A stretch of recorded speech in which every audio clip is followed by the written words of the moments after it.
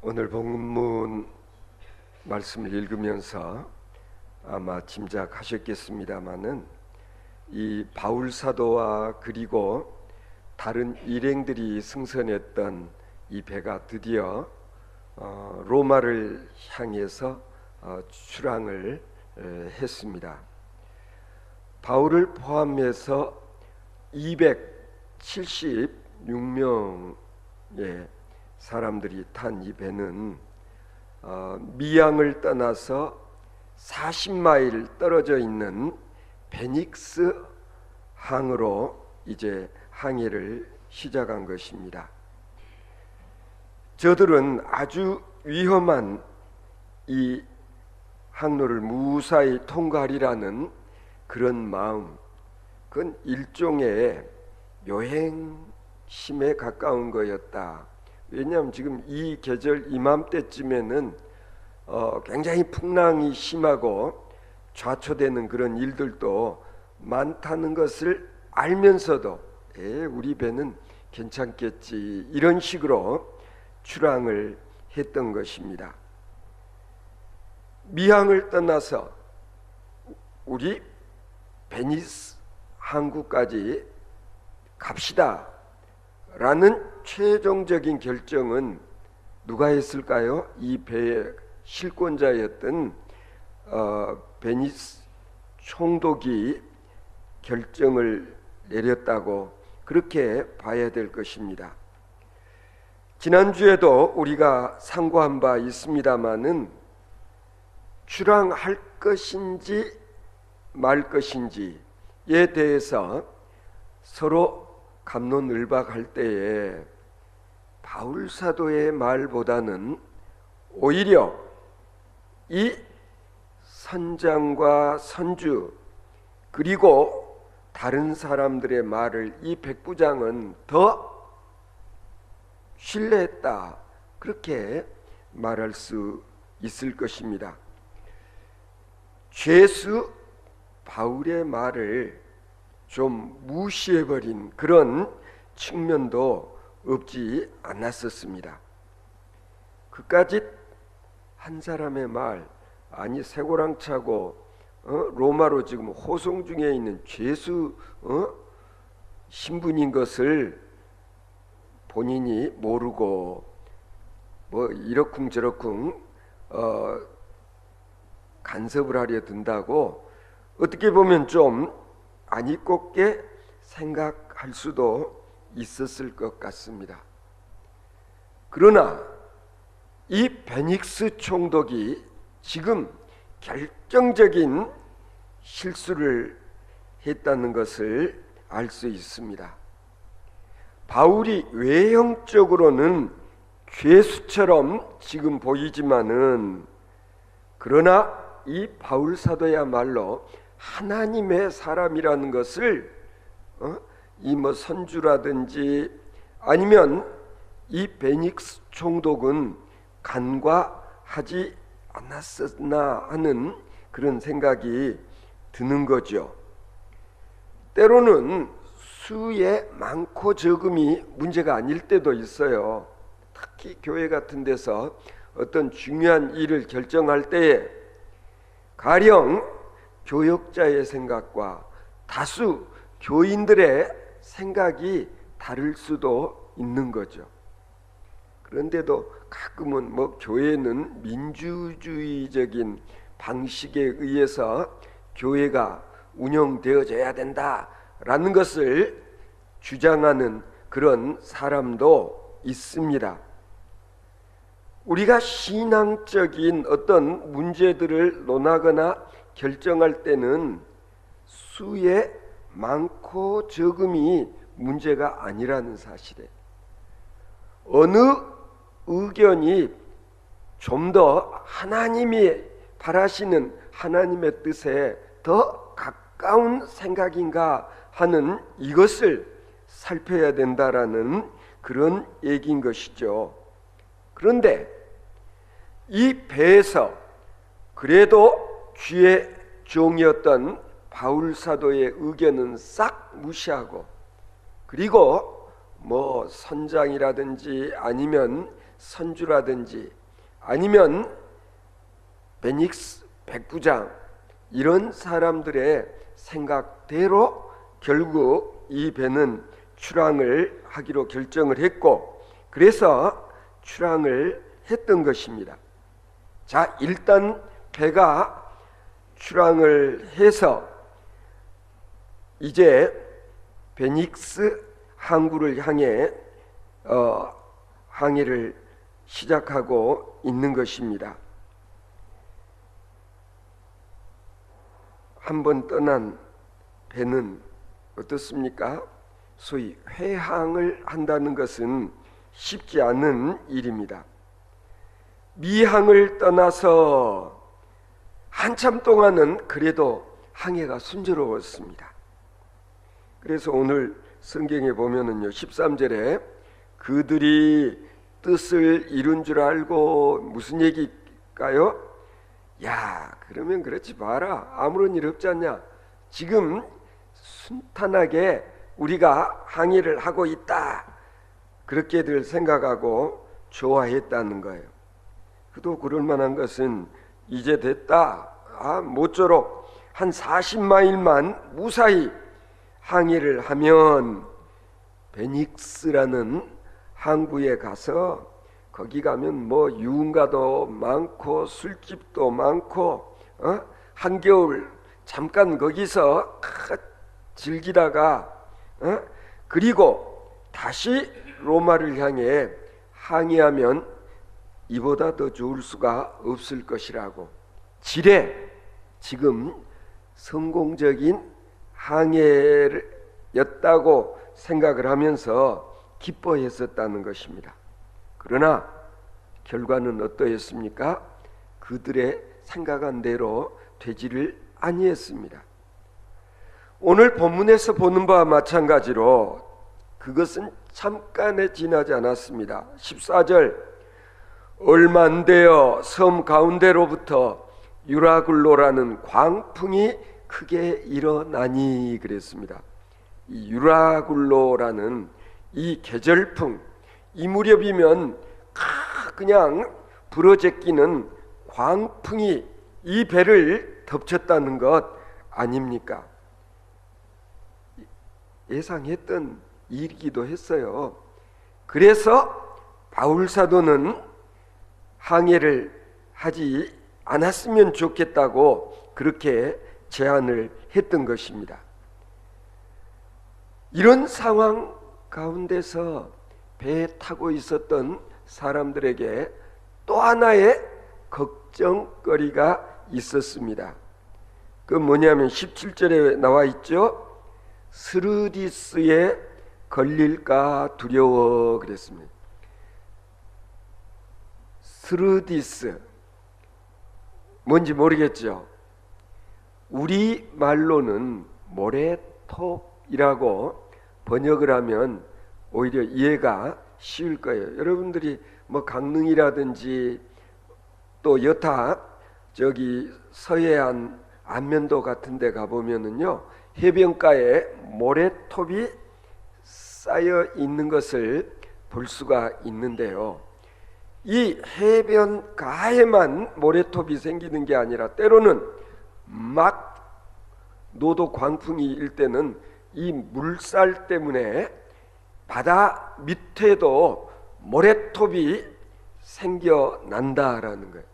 이런 건 해도에도 있지 아니하는, 언제 어떻게 또 새롭게 생긴 모래톱이 어디에 있는지 알 턱이 없잖아요. 그래서 가끔은 새로 생긴 모래톱에 배가 좌초되는 그런 경우도 종종 있었기 때문에 지금 이 배에 타고 있었던 사람들은 유라굴라 이 태풍에다가 이렇게 좌초되고 있는, 떠밀려가고 있는 이 배가 혹시라도 모래톱에 걸려서 좌초되는 그런 경우가 생기면 어쩌나 두려워했다는 그런 이야기입니다.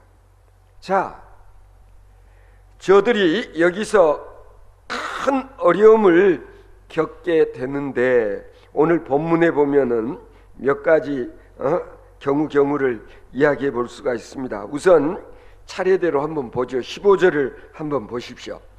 첫째는 배가 밀려 바람을 맞춰 갈 수 없어 가는 대로 두고 쫓겨가다가, 그래서 그 시절에 동력선이라는 것은요 범선이었지 않습니까? 오늘날처럼 이렇게 엔진이 있거나 그런 배가 아니었기 때문에 돛을 올리고 바람을 이용해서 항해를 하는 배인데, 너무나도 이 유라굴라가 그냥 휘젓듯이 불어제끼기 때문에 도저히 어떻게 해볼 재간이 없는 거예요. 그러니까 돛도 다 내리고, 그리고 물결 치는 대로 떠밀려 가는 수밖에 없는 그런 상황이었다라는, 참 위험천만한 그런 시간들이죠. 두 번째로는 17절에 보면은 그냥 쫓겨가더니 그랬어요. 쫓겨간다라는 표현이 적절한지는 모르겠습니다만, 선장도 이 배가 지금 어느 방향을 향해 가고 있는지를 가늠할 수가 없었던 것이죠.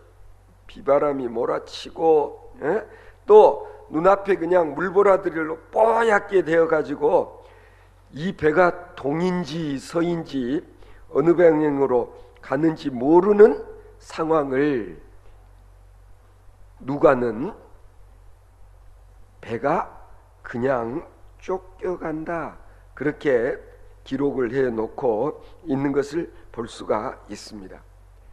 그 다음으로는 연장을 내리고, 17절에 그랬죠. 연장을 내리고 배에 실려있는 온갖 항해하는 데 필요한 연장들을 다 물속에 빠뜨려 버렸다. 이제는 이 노도 광풍 앞에서는 돛대도 있고 키도 있고 배에 필요한 온갖 연장들을 다 갖춘 그런 범선이었는데, 이제는 이런 것들 다 소용이 없다, 필요 없다. 오직 이 배의 방향을 잡는 그냥 키 하나만 딱 고정시키고 나머지 것들은 다 버렸다라는 그런 얘기 아닙니까? 무슨 얘기인가요? 이게 배 안에 있는 사람들은 속수무책이었다. 다음 네 번째로는 18절에 보면은요, 짐을 바다에 풀어버리고, 이제 이러다가는 배가 아무래도 침몰할 것 같아요. 그래서 배의 무게를 이럴 때는 줄이는 게 낫겠다 싶어가지고 이 싣고 있었던 화물들을 전부 바다에 던져버렸다라는 그런 얘기죠. 그 다음에 또 다 진짜 안타까운 형편은 20절에 있잖아요. 구원의 여망마저 없어졌더라. 지금 노도 광풍에 떠밀려가고 있는 이 배를 구원해 줄 수 있는 그런 방도는 없었다라는, 요즘 같으면은 구조된 배가 막 SOS 무전을 치면은 그래도 또 구조선이 출동을 하고, 그래서 가서 수색 작업도 하고 때로는 구해주는 그런 일들도 있지만, 그 당시만 해도 그렇지를 못했다는 거예요.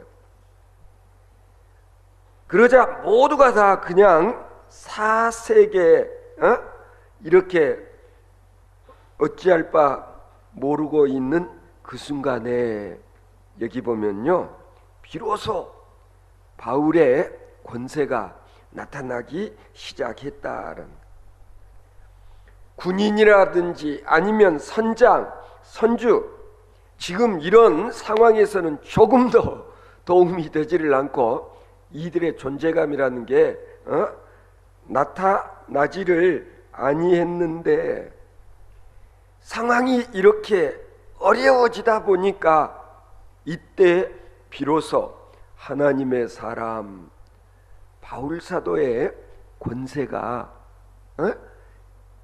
드러나기 시작을 했다라는 그런 얘기인 것입니다. 오늘 본문을 보면은 바울 사도가 이렇게 말했습니다. 여러 사람이 오래 먹지 못하였음에, 바울이 가운데 서서 말하기를, 여러분이요 내 말을 듣고 그레데에서 떠나지 아니하여 이런 타격과 손상을 면하였더라면 얼마나 좋을 뻔했습니까? 21절에 보면 바울 사도가 한 자락을 깔고 말씀을 했습니다. 우리는 때때로 지나간 일을 묵살해 버리는 경향이 있습니다. 아이고 이 사람아, 이미 지나간 일, 지금 이제사 이곳에서 잘했느니 잘못했느니 하는 일이 타당한 일이냐, 이렇게 말할 수도 있다는 그런 얘기예요. 이런 자세와 태도는 잘못된 것이다. 때로는 과거에 잘못했던 그런 일들에 대해서 반성하고, 그리고 짚을 건 짚어야 다음에 같은 실수를 반복하지 않게 된다는 점에서 바울 사도가 안타까운 자신의 심정을 이렇듯 피력했을 것으로 여겨지는 것입니다. 일단 과거의 잘못을 인정하고 나서 사도 바울께서 그들에게 이야기를 하고 있습니다. 내 말을 들으라. 이제는 안심하라. 자, 풍랑 속에서 현명한 사람은 그 위기에서 안전을 위해 기도하지 아니하고 두려움에서 벗어날 수 있기를 위해 기도한다는 그런 말이 있습니다.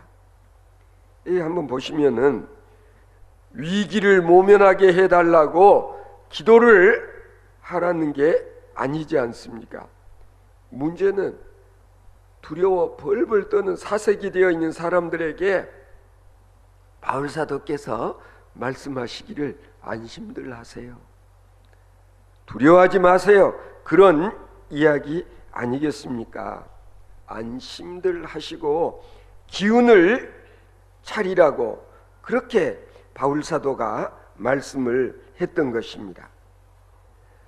오늘의 본문 사도행전 27장 22절 그리고 25절에서와 그리고 야고보서 5장 13절에 있는 이 안심하다, 안심이라는 말이 성경 가운데서 이렇게 3번 나오는데, 이 헬라어 유디메인이라는 말은 우리말로 즐거워한다 라는 말과 동의어로 쓰이는 그런 단어라고 합니다. 따라서 안심들 하십시오 라는 말은 여러분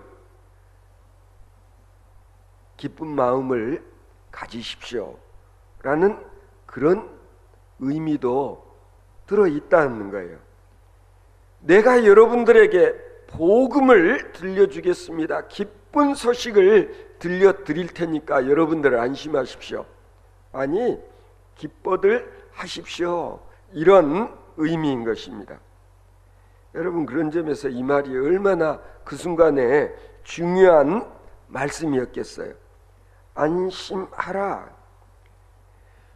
바울 사도가 왜 지금 유라굴라 광풍으로 인해서 두려워 벌벌 떨고 있는 사람들에게 안심하라고 말할 수 있었는가 하면, 바울 사도는 하나님의 음성을 들었기 때문이다. 주님의 음성을 들었기 때문이다. 아니, 하나님의 계획을 알고 계셨기 때문이라고 그렇게 이야기할 수 있는 것입니다. 그러지 않았겠습니까? 적어도 바울 사도는 하나님의 경륜을 알고 있었기 때문에 자신 있게 안심하라고 그렇게 말할 수 있었던 것입니다. 여러분, 사도행전 23장 11절에 보면은요, 하나님께서 하신 말씀이 있지 않았습니까? 사도 바울이 체포되던 그날 밤에 주께서 바울 곁에 서서 이르시되 담대하라, 내가 예루살렘에서 나의 일을 증거한 것 같이 로마에서도 증거하여야 하리라, 그렇게 말씀을 하신 바가 있었거든요. 이게 무슨 뜻일까요? 바울 사도, 너는 로마로 가게 될 것이야. 너는 이제 로마에 가서 복음을 전하는 사명을 너는 지니고 있다, 이런 말씀 아니겠습니까?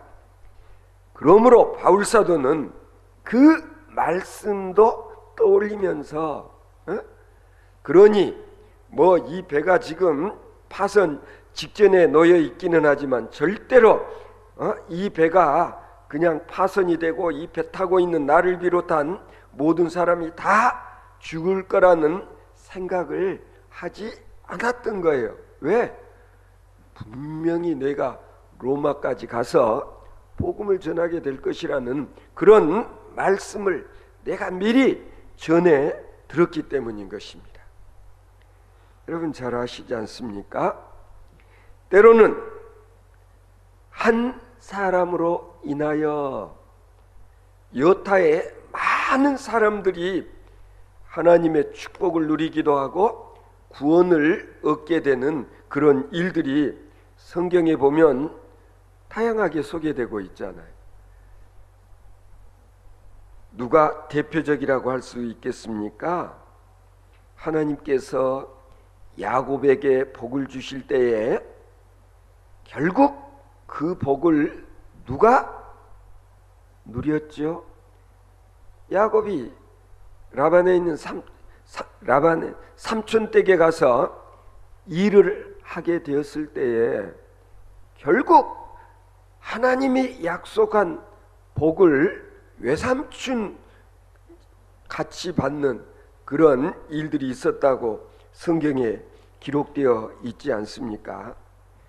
때로는 신앙생활 잘하는 그 어느 누구 때문에 주변에 있는 사람들이 더불어 구원을 얻기도 하고 복을 함께 누리게 되는 그런 일들이 있지 않습니까?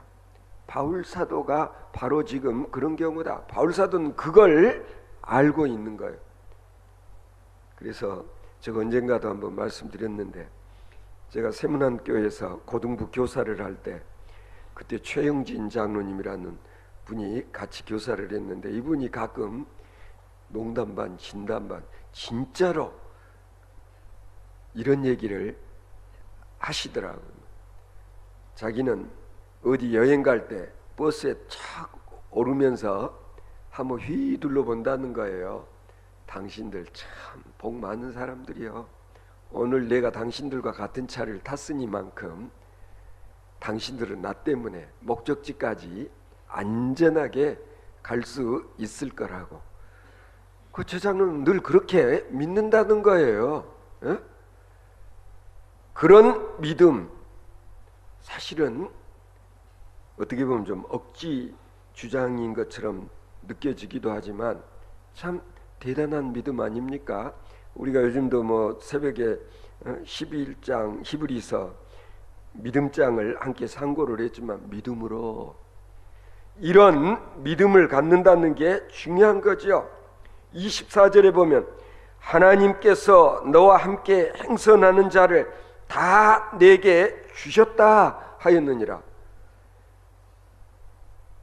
바울 사도는 이미 이런 계시를 받기도 하지 않았습니까?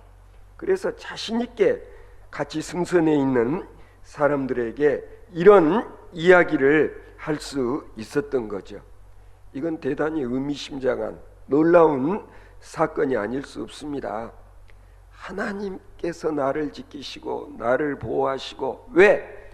내게 맡기신 사명, 로마에 가서 복음을 전하는 그런 미션을 주셨는데 내가 타고 가는 이 배 뒤에 다시 더 구체적인 얘기가 나오잖아요. 결국 배는 망가지지만은 그러나 배에 타고 있는 나를 비롯한 여러분들은 전부 죽지 않는다라는 사실을 바울 사도가 이야기를 하지 않아요. 오늘 본문 25절에 보면 아주 중요한 그런 요절 내용의 말씀 다시 한번 보죠. 여러분 안심하라. 나는 내게 말씀하신 그대로 되리라고 하나님을 믿노라 그랬어요. 바로 이런 믿음이 우리에게 있어야 된다는 거죠. 나는 내게 말씀하신 그대로 되리라고 하나님을 믿노라.